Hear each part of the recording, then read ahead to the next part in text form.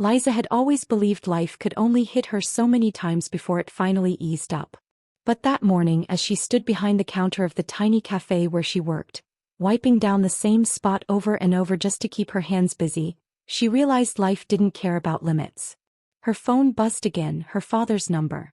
She didn't bother picking up. He only called when something was wrong, and she didn't have the strength to hear another excuse. Not today.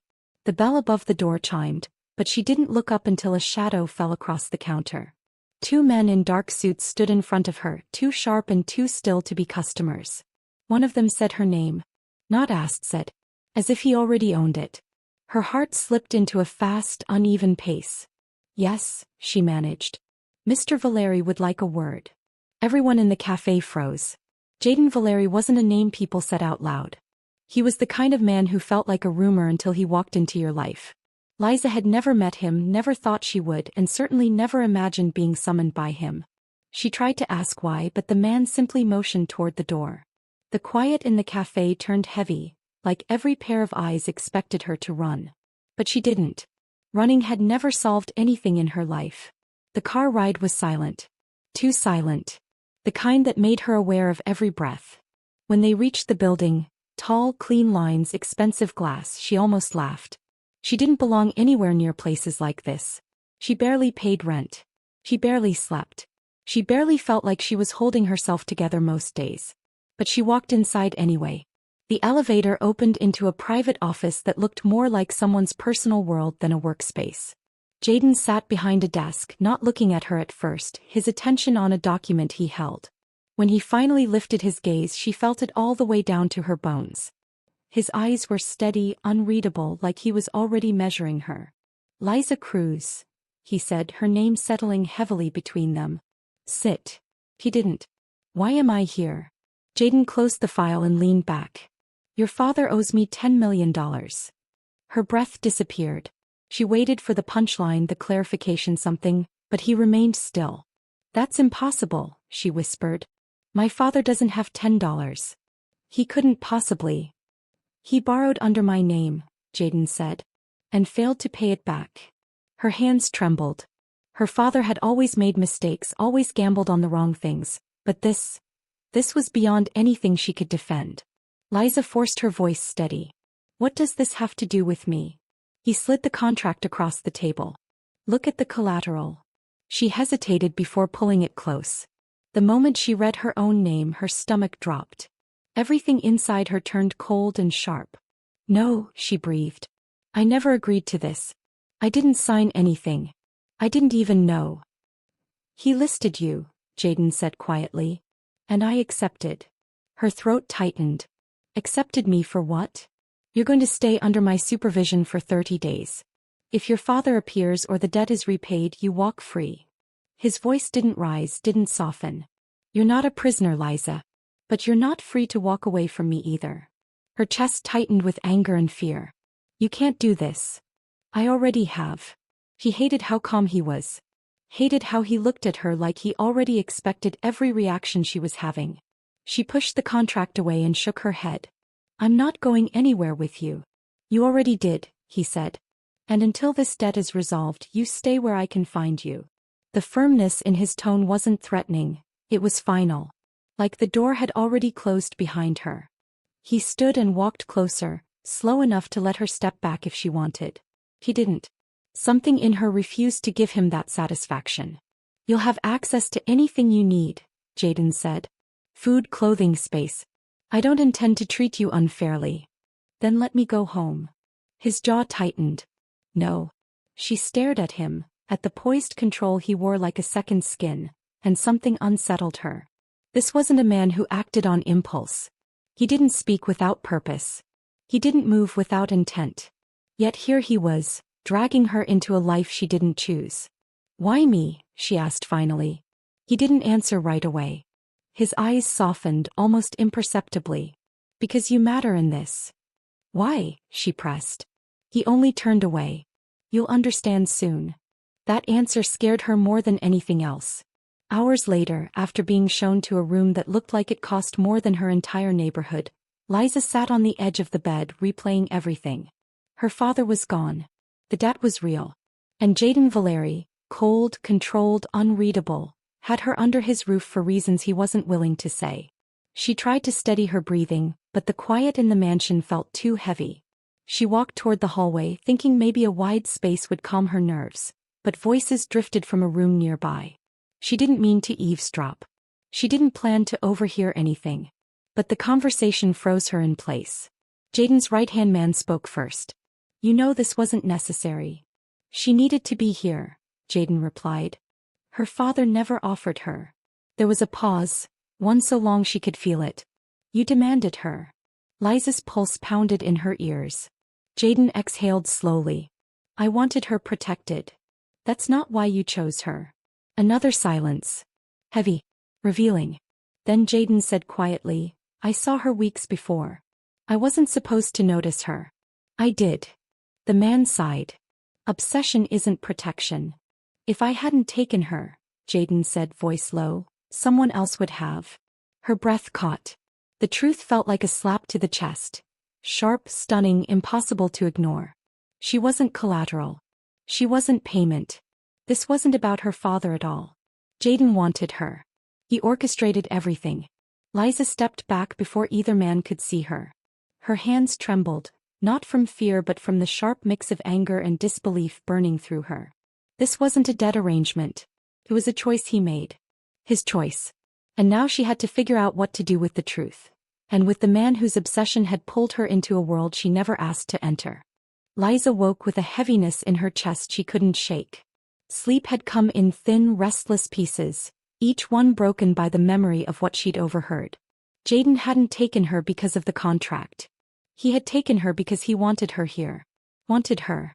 Not her father. Not the debt. Her. She sat up, pressing her palms into her eyes. She didn't know whether to scream or cry or march downstairs and demand answers he probably wouldn't give. She wasn't fragile, but this, being chosen without permission, felt like someone sitting on her lungs. The soft knock on her door startled her. "Breakfast," a voice called. She muttered a quiet thanks but didn't move. She wasn't hungry. She wasn't anything except tangled in emotions she didn't want to name yet. Minutes passed before she finally dragged herself up. She washed her face, tied her hair back and walked into the hallway with her shoulders squared even though her insides shook. She didn't want Jaden to see her uncertainty. She didn't want to give him the satisfaction of having this much effect on her. When she reached the main floor she noticed him instantly. He was standing near the glass wall overlooking the garden, hands in his pockets, posture too calm for a man who'd turned her entire life upside down. He didn't look her way but she felt the shift in the air. He always sensed her before he saw her. "Good morning, Liza," he said quietly, still not turning. She swallowed the urge to snap back. "Morning." He finally faced her, expression unreadable. "You didn't eat." "You noticed." "I notice everything when it comes to you." Heat crawled up her neck, anger not flattery, but she pushed past him. "I'm not hungry." He followed, unhurried but close enough that she felt him. Jaden never crowded her physically, but he lingered in a way that felt like gravity. "Would you like to go to the studio?" he asked, voice low. "What studio?" His eyes flickered with something almost gentle. "I had one prepared for you." She stopped walking. "For me?" "Why?" "You paint," he said simply. "You should have a space for it." Her stomach dropped for an entirely different reason. She hadn't told him she painted. She hadn't even posted anything in 2 years. "How do you know that?" His jaw tightened just slightly. "I look into the people connected to me." "Connected?" she asked sharply. "I didn't choose to be connected to you." For the first time his composure wavered. Not broken, not soft, just shifted. "I know," he said. "And that's something I'm trying to fix." She didn't know what that meant, but she followed him anyway, mostly because she didn't want to stand still and feel everything pressing against her chest. The studio he brought her to was quiet, warm, filled with natural light. A table, canvases, brushes, all carefully arranged. She touched nothing. "You can't fix this with gifts." "It isn't a gift," he said gently. "It's something that belongs to you." She stepped away, trying to catch her breath. This man, he didn't know how to do anything halfway. Not control, not attention, not obsession. And she didn't know what to do with the weight of that. She needed space. Distance. And somehow he was always there, filling the room even when he didn't move. As she turned to leave, he reached out, not to grab her but to stop her with words rather than touch. "Liza," he murmured. "Talk to me. What do you want me to say?" "The truth." She faced him fully, anger threading through her voice. "You lied. You made it sound like my father offered me, like this was something he did to me. But it was you. All you." He didn't flinch. "I know. And you're not even sorry." "Not for wanting you," he said, voice tight. "No." Her breath caught. She hated that part of her reacted to his honesty even when it hurt. "What do you want from me?" she whispered. "Time," he said. "To show you I'm not your enemy." She shook her head before he finished the sentence. "You're not my enemy, Jaden. But you're not someone I can trust either." Something raw flickered in his eyes, quickly buried again. He nodded once. A small, defeated gesture she hadn't expected from a man like him. The hours that followed felt strange. Jaden didn't push her. He stayed near but didn't speak unless she spoke first. He walked slower when they crossed the hall, as if matching her pace without making it obvious. He opened doors for her, stepped aside, made room. Subtle, almost silent things that somehow said more than any apology. That night she tried to avoid him. She ate in her room. She read until her eyes blurred. She acted like she didn't feel him somewhere in the mansion, watching over her in that quiet, intense way she was beginning to recognize. But when she walked downstairs to get water, she met him in the hallway. He had just come from a meeting, tie loose, shirt sleeves rolled up, hair slightly unruly. A version of him she wasn't used to seeing. Less polished. More real. "You're awake late," he said softly. "Couldn't sleep." He nodded and stepped closer, slow enough to let her walk away if she wanted. He didn't. She didn't know why she didn't. His voice dropped. "Did I do something today that made it worse?" She stared at him, at this impossibly powerful man asking a question like he was afraid of the answer. "No," she said quietly. "Just, everything is still a lot." "That part," he murmured. "I understand." They stood there in a silence that wasn't heavy this time. It was warm, confusing, charged. And then she made the mistake of meeting his eyes. Something fragile and electrifying passed between them, the kind of tension that pulls two people forward before their minds catch up. He brushed a strand of hair from her face. A light touch. Too light for how much it affected her. She should have stepped back. She should have reminded herself of every reason to stay away. But she stood there frozen, not with fear, but with something she didn't have a name for yet. When he leaned in, he didn't just kiss her. He asked for it without words, giving her every second to deny him. He didn't.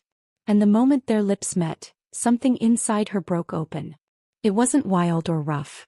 It was slow, almost hesitant, like he was afraid to take more than she offered. She felt the warmth of his hands, the unsteady rise of his breath, the way he kissed her like he had been waiting far too long. When they pulled apart, everything felt different. Too real. Too close. Too much. "I shouldn't have done that," she whispered. "I shouldn't have either," he said. "But I don't regret it." Her heart pounded painfully. "You should." He exhaled, quiet and strained. "I can't." After that night, neither of them were the same. Liza felt him everywhere. In the way he looked at her, in how he moved around her, in how he didn't try to hide what he felt. And she couldn't pretend she didn't feel the pull too, no matter how hard she fought it. But just when things started to settle into something fragile and almost warm, Jaden's men brought new information. "Valeri," his right-hand man said, "we found something about Cruz." Liza's stomach tightened. Jaden told her to sit, his voice suddenly sharp with tension. And then the truth dropped like a stone. Her father hadn't stolen anything. The debt wasn't real. Someone inside Jaden's world had framed him, to move Liza into danger deliberately. And the worst part? Jaden had suspected the truth. He'd known the evidence wasn't solid.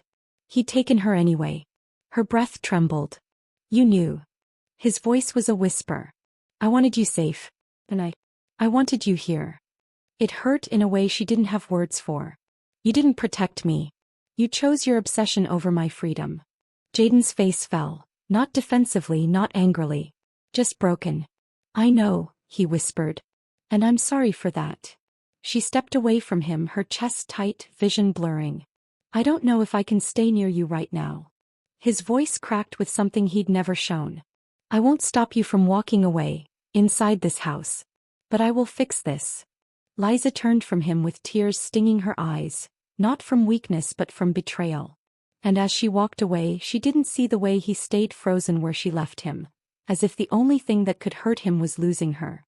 Liza shut the door behind her with a deliberate quietness that didn't match the storm inside her. She couldn't face him, not now. Not after learning that Jaden hadn't acted out of duty, hadn't followed the law or any principle of fairness, but because he wanted her. It was flattering in a twisted, dangerous way, but it cut deeper than any debt ever could. She moved into the guest wing, unpacking just the essentials, and tried to focus on something tangible, something normal, but the mansion felt impossibly silent and full of him. Jaden didn't approach her. Not directly. He didn't send a message, didn't knock on her door. His men reported that he barely ate, barely slept, and walked the halls like a ghost. He let her go, not in action but in principle, while clearly unable to distance himself. He was restless, hollow, a man unaccustomed to restraint. And the quiet persistence of his absence spoke louder than his presence ever could. Then came the first strike from the real enemy. Liza was scrolling through her phone when notifications started popping up. Rumors, accusations, articles. Her name splashed across every gossip site. Jaden's supposed mistress. Bought for a debt. A scandalous story designed to ruin her, not with guns or fists, but by poisoning the public narrative. Overnight, her life outside these walls became hostile, toxic. Friends and acquaintances looked at her with suspicion. Doors she used to walk through freely were subtly closed. When she confronted Jaden, he didn't hesitate. Not a flicker of calm reasoning, not a muted apology. He stormed into the boardroom, sharp and commanding, a storm barely contained. "Anyone who touches her name answers to me," he said, voice cold and dangerous. The room went silent. His associates, usually fearless in the face of financial threats, faltered. This wasn't about money. This was about her, and he was a man who made everyone in his life answerable when he chose to. Liza watched from the doorway, conflicted. She wasn't supposed to feel safe. She wasn't supposed to feel protected. But in that moment she did. In all the chaos, he had acted to shield her, to guard her reputation and her dignity. And that realization fractured her resolve in ways she hadn't anticipated. Later that night, she found him in the library, leaning against a table, shoulders tense, expression unguarded in a way she had never seen before. He looked exhausted, but also like he had carried the weight of the world for her. She wanted to hate him. She wanted to scream at him for all the pain he'd caused. But when he lifted his eyes to meet hers, the raw vulnerability was impossible to ignore. "I need to tell you everything," he said quietly, voice thick with emotion. "From the beginning. Why I took you. Why I stayed. Why I couldn't let anyone else touch you first." She stayed silent, letting him speak. He had to hear it. "I saw you months before," he admitted, eyes searching hers for a reaction. "I didn't know how to reach you. I didn't know if I could. I investigated your father's situation only to find a tiny gap, a way to get close. And I used it. I took you not because of debt, not because of duty, but because I feared losing you to someone else." The words hit her with a force that made her knees weak. He had orchestrated everything, but not out of malice. He had acted from obsession, from a need to possess what he had already begun to feel he could not live without. "I never wanted to hurt you, Liza," he said, voice breaking. "But I did. I hurt you more than I've ever hurt anyone. And I would do anything to fix it." She didn't know what to say. There was anger, yes, still simmering. Betrayal, unmistakable. But there was also the undeniable pull, the recognition that he had risked everything for her. Not in violence but in the quiet, devastating way that mattered most. She moved closer slowly, and when she finally spoke, her voice was almost a whisper. "I didn't choose this, but I choose you now." He exhaled, a sound she realized was relief, pain, and surrender all at once. He stepped forward, hesitated, then wrapped his arms around her in a way that felt like home after years of displacement. For the first time, he let her see him unmasked, letting weakness and longing coexist with his usual control and intensity. Days turned into weeks, and together they repaired the damage. Jaden cleared her father's name fully, severing ties with anyone who had acted in corruption or deceit. Liza's reputation slowly restored, But she never felt the same about the world outside his walls. He didn't want to. In him she found the strength she had always needed, the protection she never asked for, and the love she hadn't believed she deserved. The final moments were quiet, not loud or cinematic. They didn't need grand gestures or declarations beyond what had already been said. She stayed because she wanted to, not because she had to. And Jaden, for the first time in his life, didn't need to dominate or control anything beyond the life they chose together. They sat together in the library one evening, her head on his shoulder, his hand threading through her hair. "I would burn everything for you," he murmured. She looked up at him, eyes steady. "And yet here you are. Not burning, just holding me." He smiled faintly, exhaustion and contentment mingling in his expression. "Because you're mine, and because for the first time I have someone I don't want to destroy." She leaned into him, letting the weight of all the chaos, obsession and tension melt into trust and choice. For the first time the world didn't feel heavy. It felt theirs. The storm had passed but the fire remained, quiet, steady and entirely theirs.